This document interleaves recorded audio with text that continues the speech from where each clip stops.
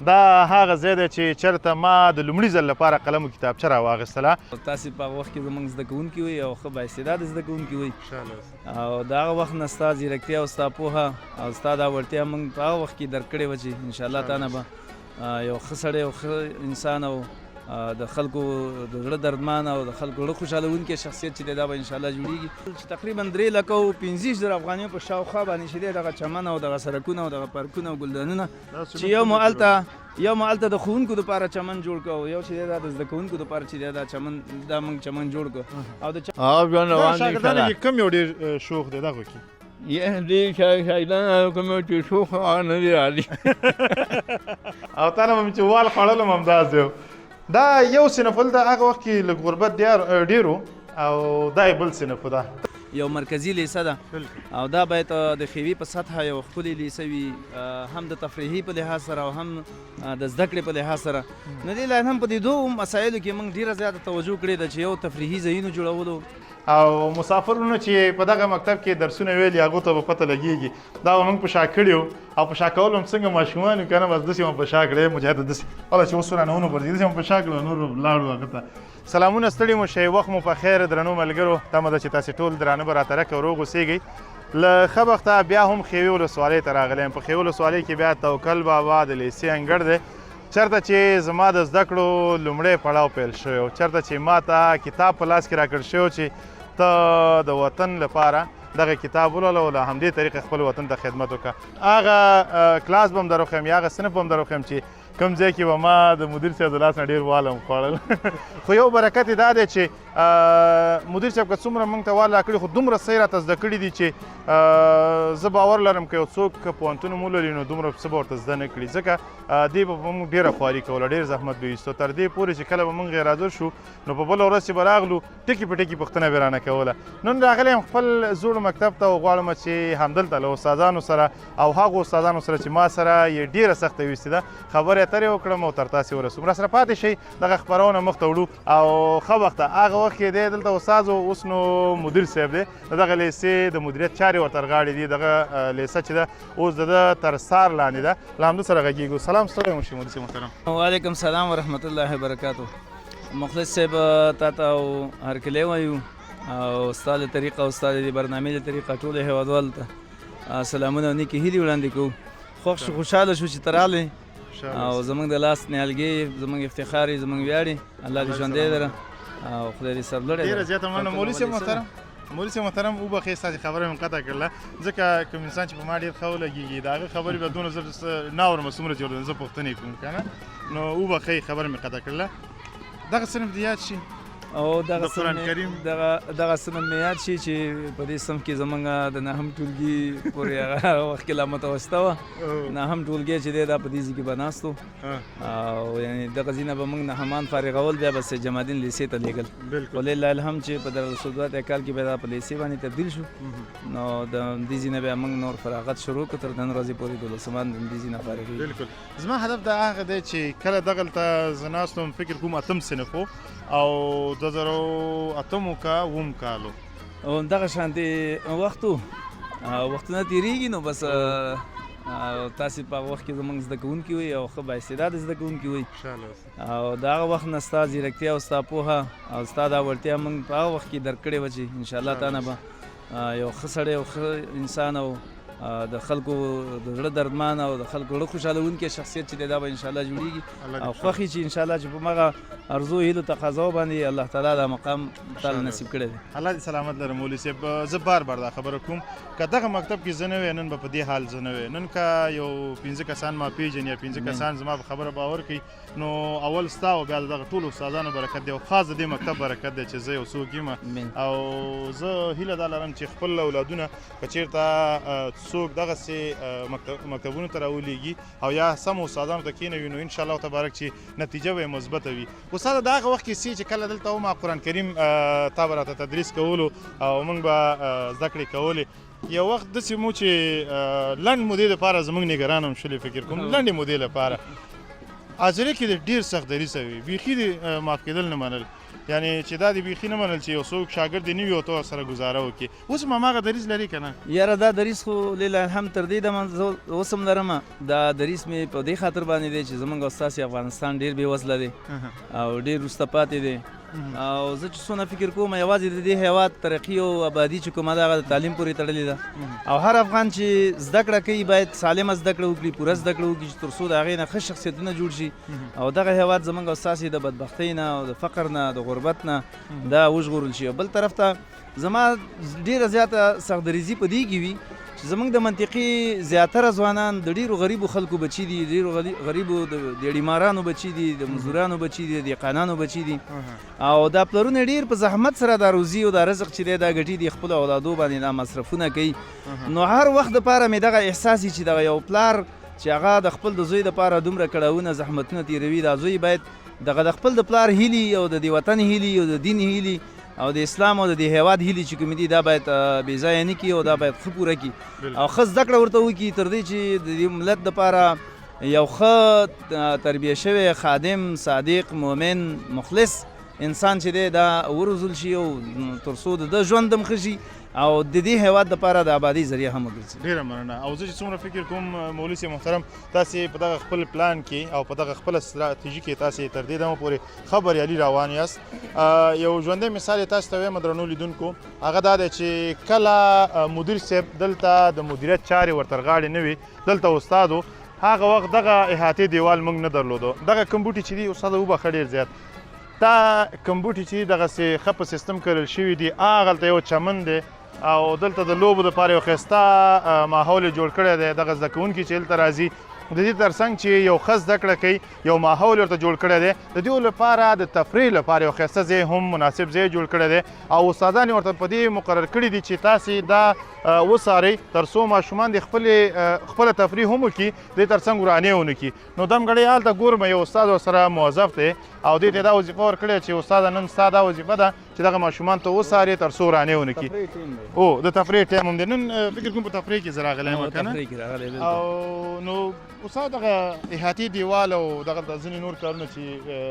روان دي او کېږي او تا خپل ویل چې هفته نیمه به نور وختونه شي چې تکمیل شي نو دغه کارونو په اړه ونه سره وغږېږه څومره وخت دلته خو تقریبا زما دغه دویم کال دی چې زه راغلی یم او په دې لیسه کې ډېر زیات کارونو ته اړتیا وه او د دې کارونو اړتیا ما حس کړه احساس کړه د دې په خاطر باندې چې دا زموږ اساسي یو مرکزي لیسه ده او دا باید د ښوي په سطحه یو ښکلې لیسه وي هم د تفریحي په لحاظ سره او هم د زده کړې په لحاظ سره نو دې لایق هم په دې دوو مسایلو کې موږ ډېره زیاته توجه کړې ده چې یو تفریحي ځایونو جوړولو یعنې مطلب د شنو جلګیو ځایونو د چمنونو ځایونو د ګلدانونو جوړول د سړکونو د پارکونو د شاوخوا غاړو جوړولو مسله دا موږ په نظر کې نیولې ده دویم قدم کې د تعلیم او تربیې په حساب باندې ښوونکو سره مو بېلابېلو مسایلو باندې میټینګونه کړي دي چې تر څو د زده کوونکو دپاره د زده کړې او د پوهې ښه زمینه چې کومه ده دا برابره کړو د هغې کې موږ برنامې ورکړي دي د ازموینو او د ټیسټونو او داراست د نورو پروګرامونو چې تر څو زده کوونکي مو چې دي دا په ښه شکل باندې چې دی وروزل شي او تربیه شي البته دلته دوه قسمه کارونه چې دي دا اجرا شوي دي د اعمارۍ په سیستم باندې یو زموږ هغه ځوانان دي چې هغه ځوانان زموږ د همدې لیسې زده کوونکي دي بیا خاص کر زما زده کوونکي زما شاګردان دي او چې زه روابط ارتباطات ساتم ورسره د دې په خاطر ساتم چې هغوی زموږ زده کوونکي دي او بیا زما شاګردان دي او هغوی هر وخت ما سره د خپل د استاذۍ هغه د احترام پر اساس سره رابطې ساتي چې ځینې ملګري زموږ په خارج کې دي او ځینې ملګري زموږ چې دي هغه په داخل کې دي نو د هغوی په مرستو د هغوی په اعانت باندې چې چا $100 او چا $200 دا راولېږل او دلته موږ جمع کړل چې تقریبا 3,25,000 افغانیو په شاوخوا باندې چې دی دغه چمن او دغه سړکونه او دغه پارکونه او ګلدانونه چې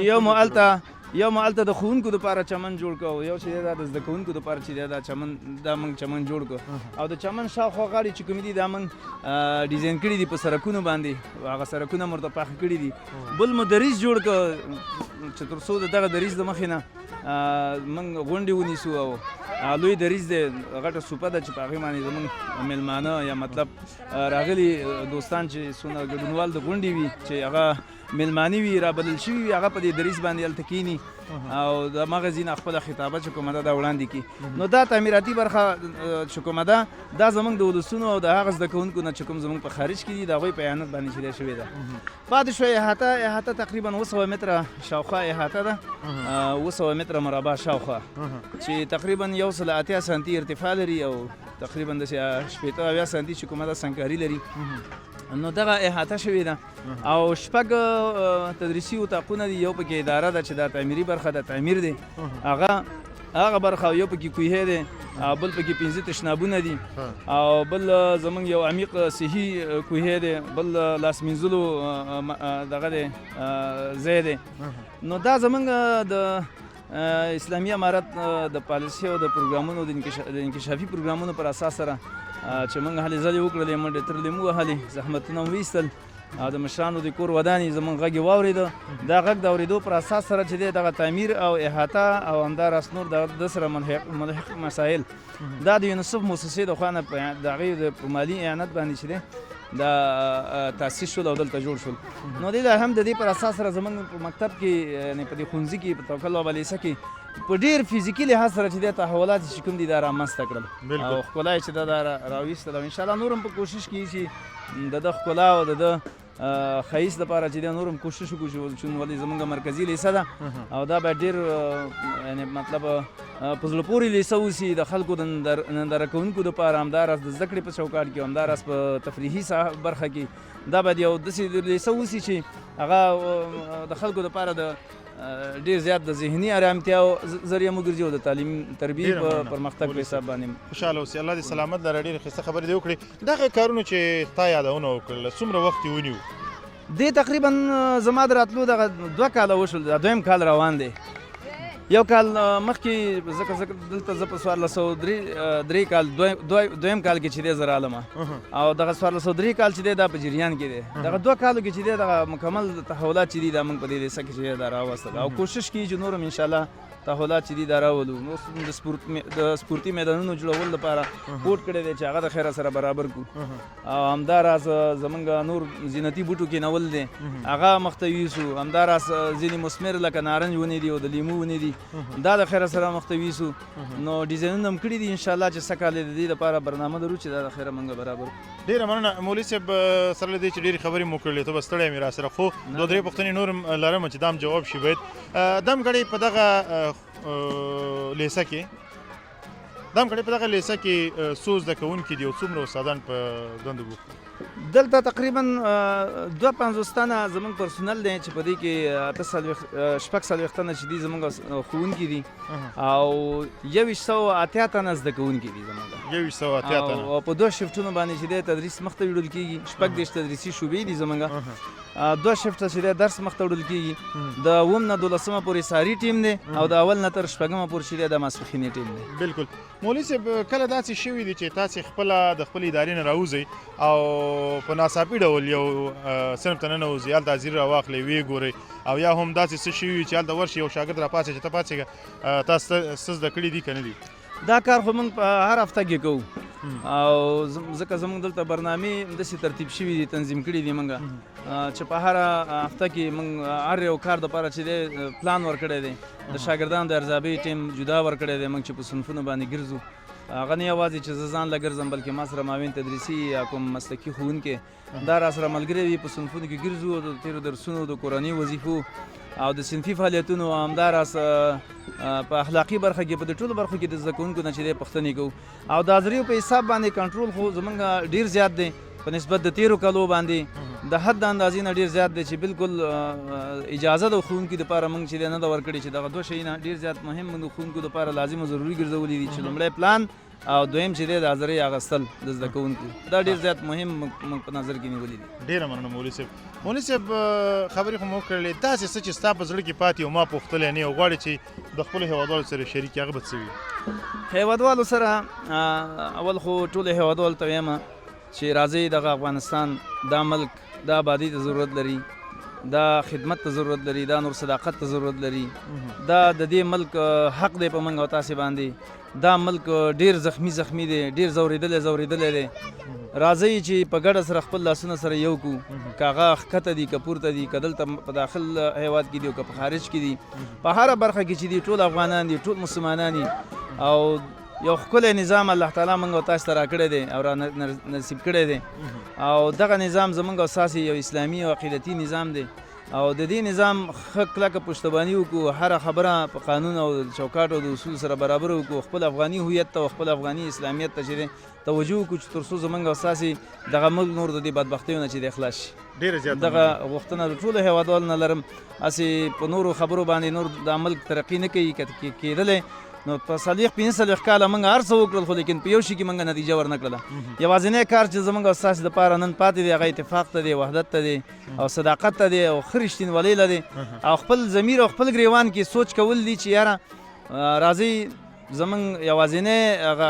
د الله او د دې ملت د رضایت یوازینی لاره او هدف چې دغه اتفاق اتحاد دی، چې دغه اتفاق اتحاد پر اساس سره دا ملک نور آباد کړو. ډېره زیاته مننه مولوي صاحب. جزاکم الله، الله مو راته ژوندي لري. ډېره مننه. درنو ملګرو، دا د توکل بابا د عالی لیسې محترم مدیر صاحب محمد نواب عثمانزی چې تاسې خبرې واورېدلې. په رښتیا هم که هر سړی د خپلې برخې کار وکړي نو وطن کې به داسې ځای نه وي چې هغه شاړ پاتې شي. د مدیر صاحب پر وینا 7 کاله د قلټک د لیسې مدیریت کړی دی. هلته انشاءالله دغه شانتې آبادیان او سرسبزیانې چې کوم دي موږ کړي دي، هلته موږ ډېر آبادي کړې ده، ډېر کار هم کړی دی. هلته ښه، که ژوند وفا وکړه نو هلته به هم ورځو، د هغه ځای کارونه به هم ګورو. نو دغه زموږ او ستاسې لپاره ژوندی مثال دی چې یو انسان دومره کولی شي چې هر څه منظم کړي. دا چې دغه احاطې دیوال وګورئ، دغه منظم سړک وګورئ، دغه پارک وګورئ او دغه زینتي بوټي وګورئ، نو دا د یو انسان د هڅو برکت دی. که هر انسان دغسې په خپل ژوند کې هڅه وکړي، کوشش وکړي او ځان مسؤل وګڼي دې ټولنې ته، نو انشاءالله چې زموږ وطن به ورځ تر بلې ترقي کوي او پر خپلو خپو به درېږي. درنو ملګرو، له تاسې سخته زیاته مننه چې راسره وئ او دغه برنامه مو تر دې ځایه کتلې ده. راسره پاتې شئ. زما د زده کړو د لومړي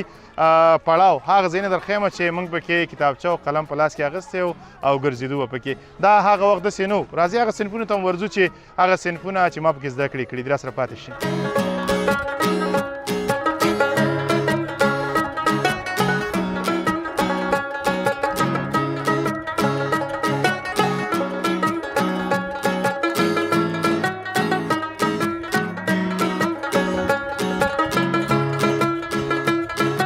دا هغه ځای دی چې چېرته ما د لومړي ځل لپاره قلم و کتابچه راواخیستله او ومې غوښتل چې د قلم و کتابچې له طریقه زه خپل هیواد ته خدمت وکړم. دا هغه صنفونه دي، هغه اداره وه، هغه تعمیر چې چېرته ما پکې لومړی زده کړې پیل کړلې. هغه وخت کې دلته دومره سهولت نه و لکه اوس چې دی. په دغه ځایونو کې به مارکونډې پرتې وي. هغه مارکونډې یو رقم ته په صحرا کې کېږي، هغه پرتې وي او موږ به چپړې چې هغه وخت کې یو څه غربت هم زیات و، چپړې به ګنډلې وو، بیا په دې لار راتللو، بس مارکونډې به په خپو کې تللي وو، سایکل به هر ورځ پنچر و، خو سایکلونه هم بیا هغلته ودرول. هغه ځای هم درته ښایم. خپل ته به چې راغلو او مکتب به شروع شو، دغلته به انضباطان ولاړو. ته راشه مجاهد داسې راځه، دغلته به انضباطان ناست وو دغه ځای کې، او هغه وخت متوسطه وه او انضباطان به دغلته ناست وو او ماشومان موږ هم داسې ډېر ماشومان هم نه وو، خو ښه وو. نو موږ به ورانۍ ډېر کولو، کله به په دې دیوالونو واوښتلو او کله به مو انضباطانو ته څه لالچ ورکړو، پرې به یې ښودلو. نو هغه ځایونه چې موږ پکې درسونه ویلي، تاسې راځئ درته ښیم. اول هغه مخامخ ځای ګوري، هغه زموږ 4 صنف و که 5 صنف و، زما نه یادېږي چې کوم یو، هغه علم رڼا چې لیکلی دی 5 صنف و 5 الف و فکر کوم دا. او مولوي صاحب صاحب اجازه، زه دا ځای ته ښیم، دا زموږ 5 صنف او 5 الف و او دا 4 الف و هغه 3 الف و که نه، او دا ځایونه و هغه وخت کې. مولوي صاحب اجازه ده، تاسې راځئ. دغه دی، دا زموږ د زده کړو مرکز مجاهد دغه و او درانه ملګري به هم ګوري. دا زموږ 5 الف و، دغلته به زر ورځ ولاړم او هغه وخت کې به ډېرې رېدلم د استاد نه. او د انګلیسي استاد هغه وخت کې خدای دې وبخښي بشیر استاد نومېده، هغه اوس وفات شوی دی. او بل د قرآن کریم استاد چې و زموږ مولوي صاحب و محمد نواب عثمانزی، او همدارنګه د ریاضي استاد چې و زموږ خان استاد و. خان استاد اوس هم فکر کوم په همدغه مکتب کې دی او که ژوند وفا وکړه هغه سره هم خبرې کوو. مجاهد ته راځه، بل ځای ته ځو. یو بل صنف چې ما دپاره ډېر جالب و او ډېر ښه و ما دپاره او هماغلته چې زه کله بیا نهم ته ورسېدلم بیا ما نه څه پاتې م شو هغه صنف هغه دا ځای دی. ته راځه. السلام علیکم. ښې جوړې. مولوي صاحب اجازه ده؟ دا زموږ نهم صنف و او دغه وخت کې ډېر شوخ وم استاده او تا نه به مې چې وال خوړلم همداسې و. دا یو صنف ول د هغه وخت کې لږ غربت ډېر و او دا یې بل صنف و. دا مجاهده دغه صنف نه دی. دا دې صنف کې ما 2 کاله تېر کړي. یو کال ناکام شوی وم په بل کال بیا شروع مې وکړه بیا کامیاب شولم. دغه کړکۍ نه دي. دې کړکۍ باندې زه دومره وتی یم دومره چې زه یم چې دا ماشومان که وسوځي دا زما ریکارډ نشي ماتولی. ډېر وتلم په دې لارو باندې او داسې به وتښتېدم. دا لارې نورې خلاصې وې احاطې دیوال نه و بس منډې به مالې او دغلته به زه ولاړم. دغلته استاد به هلته ولاړ و. کله به یې په لښته والم کله به یې په تباشیر والم. خو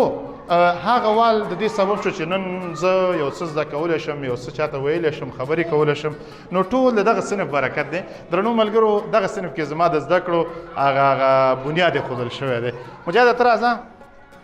او بله مهمه خبره دا ده چې دا تختې موږ دپاره هغه وخت کې وي. دا تختې ګوري دا زموږ تختې وي. دا زموږ او ستاسې د مکتبونو هغه تختې وي چې زده کوونکو به پکې خپل زده کړې کولې او استادانو به پکې تدریس کولو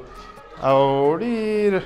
عجبه تختې دي. او مسافرونو چې په دغه مکتب کې درسونه ویلي هغو ته به پته لګېږي. دا به موږ په شا کړي وو او په شا کول هم څنګه ماشومان یو که نه بس داسې به په شا کړی. مجاهده داسې والله چې اوس رانه ونغورځي داسې به په شا کړو نور به لاړو هغه ته ځکه چې هلته صنفونه کم ول او موږ به د ونو لاندې کېناستلو او یو درې به مو اوره کړې وه قلارې به مو هلته زده کړې کولې البته. نو تاسې راځئ بېرته وځو.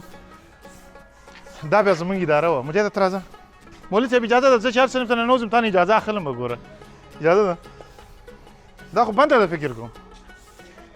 او نه خلاصه ده. ښه دا زموږ اداره وه هغه وخت کې. ته راځه مجاهده. دا زموږ اداره وه. اوس خو صنف دی. دغلته به یو میز ایښی و او استادانو به دغلته 2 میزونه ایښي و دلته او مدیر صاحب به دغلته ناست و. سرمعلم صاحب هغه وخت کې زموږ فکر کوم چې هغه و حمید استاد و. حمید استاد هغه به دغلته ناست و او استادان به دغلته ناست و او ښه ښایسته ماحول به جوړ او شنې چای به ښه پرېمانه پیدا کېدلې او د وطن توتان مې مخ ته ایښي و. اوس خو نه یم ورغلی چې اوس به څنګه یي خو دا زما د زده کړو هغه لومړی پړاو چې دلته نه ما شروع کړله او اوس خو فکر کوم دا صنف دی او هغه هم د ماشومانو دپاره یې وقف کړی دی. نوي تعمیر چې دی هغه دی هلته هم ورځو راسره پاتې شئ. دا هغه څه چې زما د زده کړو هغه لومړی پړاو له دغه ځای نه پیل شوی او صنفونه هغه ځایونه چې زه ورته بیا راغلم 2008 کال وګوره او 2015 تقریبا ډېر عمر پکې ووتو که نه 18 کاله شاوخوا پکې ووتل. نو 18 کاله بعد دغه ځای ته راغلی یم او ډېر تحولات پکې وینم او وروستي 2 کلونو کې څومره بیا دلته کار شوی دی هغه تاسې خپله ګورئ. نو راسره پاتې شئ مخکې ورځو د استادانو سره او همدارنګه د دې مکتب په ځینو نورو ځایونو کې هم خبرې اترې کوو.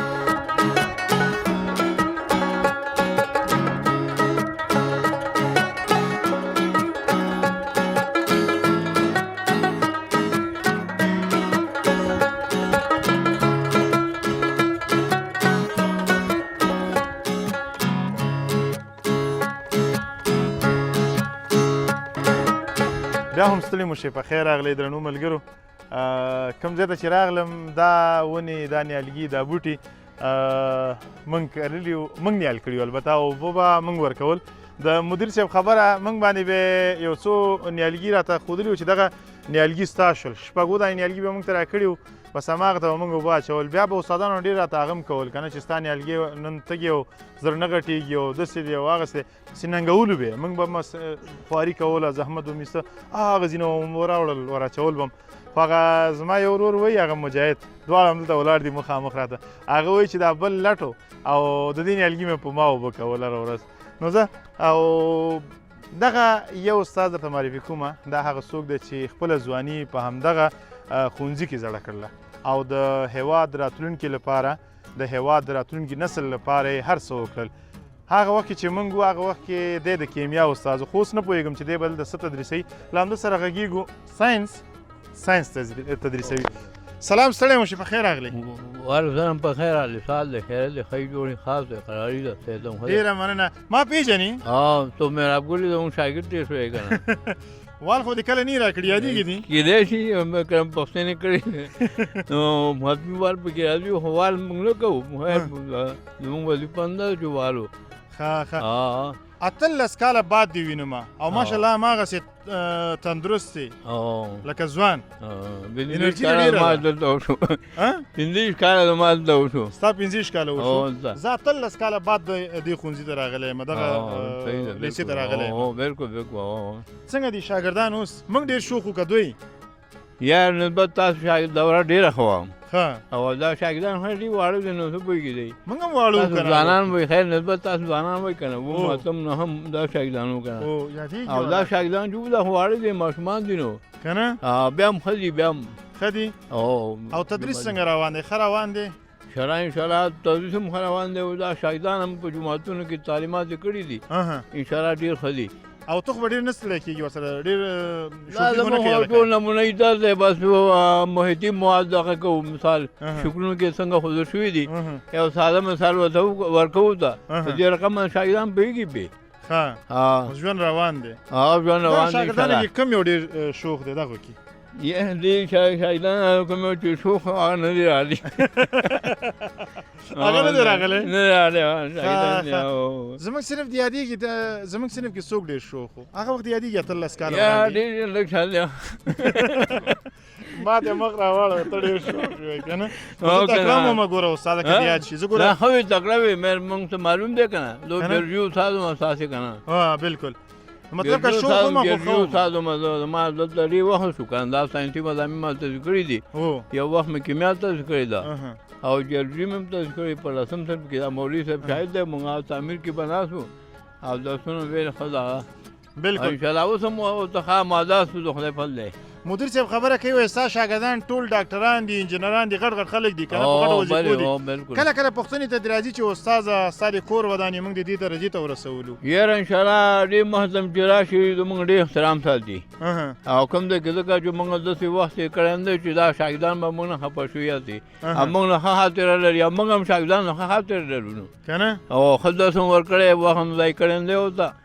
او انشاءالله ښه خاطره لري موږ نه او موږ نه دلته خیر نه پوهېدل ځوانانو په احساساتو کې وو کله چې پوهنتون ته لاړه هلته بیا موږ ته قدر زموږ هلته معلوم شو دې ته چې راغله استاد وایي ستا خبرې موږ هغه وخت کې بې پروایي کړې او موږ ته اوس ارمان راغی او چې واقعا ولا شاګردان بس زموږ ډېر احترام ساتي دی استاذه تا د خاطرې خبره وکړله د ژوند یو ښایسته خاطره دې راته ووایه او داسې خندونکې خاطرې چې په دغه مکتب کې درباندې تېره شوي هغه به څه وي دلته ولا داسې شاګردانو چې زه څه ووایم چې مذهب داسې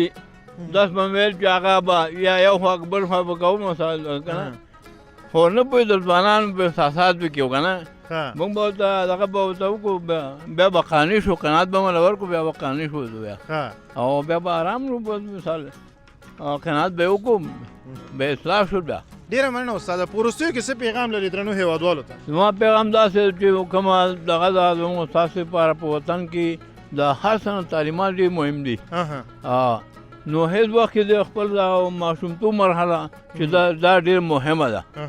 چې کله ځوانان شو بیا دوی نو نه پوهېږي بیا درس نه یادېږي بیا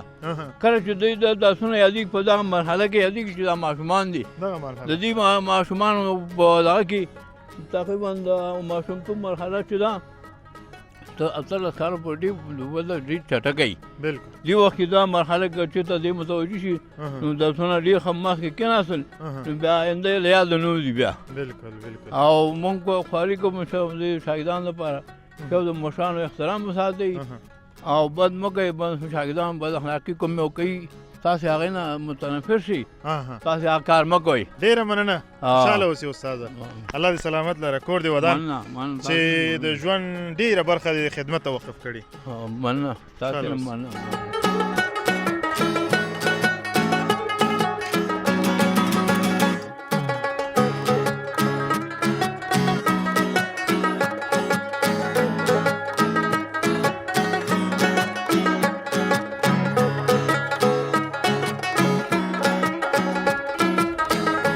بالاخره هغه ځای ته راورسېدلو کوم ځای چې نوی تعمیر دی تعمیر ته راغلي یو مخکې ورځو دا تعمیر هم ګورو او د مدیر صاحب نه ځینې معلوماتي خبرې هم اورو چې دغه تعمیر څومره وخت ونیو د جوړېدو یې او څومره وخت به نور ونیسي تر څو تسلیم شي. مدیر صاحب یو ځل بیا ستړی مه شي، په خیر راغلی. خیر اوسئ مخلص صاحب، الله دې ژوندی ولري. مدیر صاحب دغه تعمیر ګورو چې جوړ شوی دی خو تسلیم شوی نه دی، څومره کار یې پاتې دی؟ یاره کار انشاءالله نور په قریبېدو کې خلاصېدو کې دی او د دې ځینې معمولي ټکونه پاتې دي او چې هغه د خیره خلاص شي. د رنګ مسله یې ده او همداراز نور ترمیماتي برخې چې پکې څونه پاتې دي. ډېر کار نه دی پاتې، لږ کار پاتې دی. په دې میاشت کې مې انشاءالله د میاشتې کې به انشاءالله نور تسلیمي موږ ته به تسلیم شي. او څه پلان لري دې لپاره چې دا به اداره جوړی دی نه که نه مکتب؟ نه دا خو د زده کوونکو دپاره جوړ دی، ځکه زموږ ډېری زده کوونکي اوس هم بیرون دي. دا تعمیر هم هغه یعنې کافي نه دی، دا نه بسېږي. دې کې موږ د شاګردانو نه استفاده کوو چې شاګردان پکې کښېنو. د خیر سره نو اوس هم زموږ شاګردان داسې شته چې بار بیرون هم لیدل راغلی هم لیدل راغلی شاګردان شته دی، ځکه 2 شفته اوس هم تدریس مخ ته وړل کېږي. دا 2 شفته خو مجبورۍ ده، ځکه چې اتاقونه نشته، تدریسي اتاقونه مو کم دي، ځکه 2 ټیمه دی. نو په دې خاطر باندې 2 ټیمه کې بیا هم که دغه تعمیر بیا موږ ته وسپارل شي، دا بیا دپاره هم کم دی. ضروري ده چې دغه شانتې 2 سیټه تعمیرونه چې نور دغسې جوړ شي، نو د دې دسې مشکل چې دی دا به حل شي. تاسې راځئ درنو ملګرو، دا زموږ نوي کلاسونه دي او نوي صنفونه دي. البته استاد دا خو لرګی دی که نه؟ دا لرګی دی او دې منځ کې چې شي اچوئ که نه دا ساده هغې؟ نه دا تخته ده، دا به رنګي دی، رنګ پاتې دی. دا که نه تور رنګ ورکول کېږي. خو کار ماشاءالله ډېر مدرن کار، ډېر قوي کار، ډېر باکیفیته کار. داسې فکر نه کوم که په نورو نظامونو کې یا په نورو وختونو کې داسې کار شوي لکه څومره چې دا کار شوی دی. یعنې ډېر په اعظمي شکل باندې په ښه کیفیت باندې چې دی دغه تعمیر جوړ شوی دی. بنیادي کار یې کړی دی، ډېر بنیادي کار یې کړی دی. مسله د اجرونو ورکول کې، ځکه دا زموږ استاد صاحب د راتلونکي تضمین لپاره دا کار کېږي. نو چېرته که زموږ ماشومان څومره په ارامه فضا کې او په سکون بخشه ځای کې وي، نو زده کړې به ښه کولی شي. بالکل همدغسې ده. بس دغه تعمیر دی، دې کې د برق سیستم هم دی، پکې تقریبا سولر تختې هم ورته ورکړي دي، 12 سولر تختې دي او 8 بیټرۍ دي او ښه د برق سیستم هم ښه فعاله دی او نور چارې هم ښه فعالې دي انشاءالله. ډېره مننه استاد. وختي تا یو خبره وکړله، اوس مې ذهن ته راغله. تا ویل چې ځینې زموږ شاګردانو چې هغوی دې نه فارغ شوي دي خو اوس بېرته دې سره مرسته کوي که نه؟ نو هغه زده کوونکي زموږ شته دی چې دغه ډېر زیات تعمیراتي برخې بیرون زینتي برخې چې کوم موږ سړکونه پارکونه جوړ کړي دي او تشنابونه جوړ کړي دي، یو 2 تشناب هم عصري جوړ کړي دي. دا د زده کوونکو په مالي همکاریو باندې شوي دي چې هغه زموږ د لیسې نه فارغ دي او په خارج هېوادونو کې دي چې د هغې د جملې نه لیاقت دی او فضل اکرم دی، مطیع الله دی او د عوض خان استاد ورور دی. دغه شانتې نور زده کوونکي دي، مطلب بعضې نور زموږ معرف پروره د وطن خلک دي ملته چې په هغې کې زموږ زیاتره ښوونکو هم پکې برخه اخیستې ده. دغه د ښوونکو پارک چې دا چمن چې دی دا جوړ شوی دی، د ښوونکو په خپله مالي مرسته باندې چې دی دا جوړ شوی دی. په د نارنجانو باغونه موږ جوړ کړل، تقریبا 1.5 نارنجانو باغونه چې دا موږ کېنول چې دی نارنجان یې د انجینر صاحب میوند د خوا نه ورکړل شول. نو کار پکې زموږ ډېرو ورونو دوستانو کړی دی. عثمان کار کړی دی چې د بلیډ کارونه دی مخ ته یوړل او دغه د مدیر صاحب بسم الله جان معلم صاحب د شکر خان خدای دې وبخي که پیژنې د هغې زوی شاهد الله دي، هغوی دلته زموږ په تعمیراتي برخه کې ډېر زیات کار کړی دی. هغوی تقریبا 10,000-15,000 روپۍ دغسې شاوخوا مرسته کړې ده. نو ډېرو زده کوونکو په مالي مرسته باندې دا کار الله دې سلامت لري، الله تعالی دې ورته اجرونه ورکړي. او استاده ډېرې خبرې مو سره وکړلې، که ستا اجازې د سفار ته ورشو هغه ځای به موږ ګورو، نورو بیا خپرونه راټوله کړو. راځئ درنو ملګرو مخکې ورځو. نو درنو ملګرو د مدیر صاحب خبرې مو واورېدې، د استادانو خبرې مو واورېدې، دا ځایونه مو وکتل. ځینې وروستي شاټونه به هم درته ښایو، د دې زیات ښایستونه به درته ښایو. له تاسې زښته زیاته مننه چې راسره وئ او دغه خپرونه مو طرفه یې راسره ننداره کړله. زه مهراب ګل مخلص او همدارنګه عزیز ارمان مجاهد مخلص له تاسې درنو اجازه اخلو. هر چیرې چې یاست د ژوند په ټولو چارو برلاسي اوسئ. د الله په امان.